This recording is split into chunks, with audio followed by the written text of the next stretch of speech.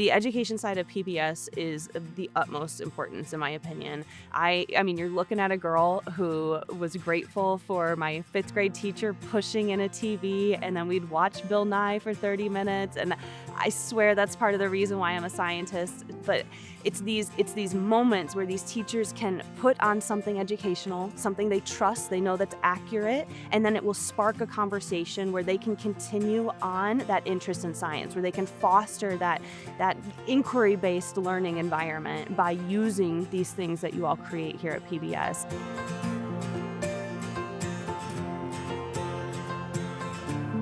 Hi, my name is Dr. Kate Bieberdorf, but most people call me Kate the Chemist. I'm originally from Kalamazoo, Michigan, but I went to University of Michigan, where I majored in both chemistry and German. I went to University of Texas, where I got my PhD in inorganic chemistry, stayed there for 10 years as a chemistry professor, taught general chemistry for 1,000 students every semester, loved that. And now I'm on my newest chapter, which has brought me to the Michiana area, where I am a professor for the public understanding of science at Notre Dame. And I've been here for about 9 months, so I'm new to the area. I'm really, really loving the blue skies and the green grass right now, because Texas is hot, hot, hot, and South Bend is not. It is like perfect right now. So I'm loving the weather.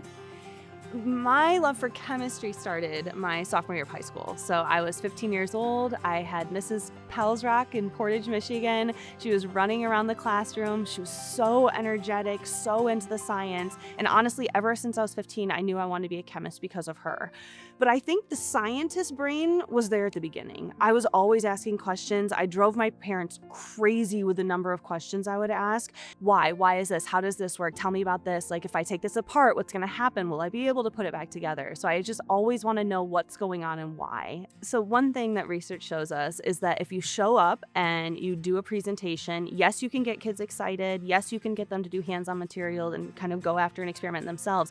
But if you walk away and you never do anything again, it doesn't really stick with them. You can get them excited, but then it will eventually drift away. And so what's important is to leave behind materials that can continue on with that educational experience. And so for me, if I go into an elementary school and I blow a bunch of stuff up and I get kids screaming and we get everybody excited, the most important thing is for those teachers to continue on with those conversations and to create an environment in their school, in their classroom, that fosters asking questions and going after science. And so what's cool about hands-on experiments is that's something you can continue to do in your classroom. So after I get the kids excited and then I leave, if those teachers actually put the time and energy into doing hands-on experiments, that's what allows for the kids to keep falling in love with science, maybe different aspects of science, learning about chemistry one day, physics the other day, and actually being able to see science in action really truly helps make that connection and help kids fall in love with science. One thing that teachers can do is then take what I started in the classroom and then put on something from PBS Kids, or put on an episode that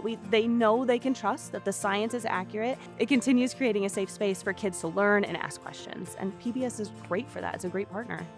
It is so important for a community like South Bend to have someplace like PBS Michiana, where they can have timely segments that are important to this specific community, because there are people who are their neighbors that are working here, right? Their friends, their family, the people they see at church. We all connect. We all know what's important to this community. And so what's important about having something like PBS Michiana is we know what our community cares about. We know what our problems are, and we can kind of work together to find material that can address that and overall make our community better. An educated community is a better community. We want every single person to have all the information available for them so that they can make the best votes for their family, so they can make the best decisions for their family. And a station like PBS Michiana does that for our community. It makes us better.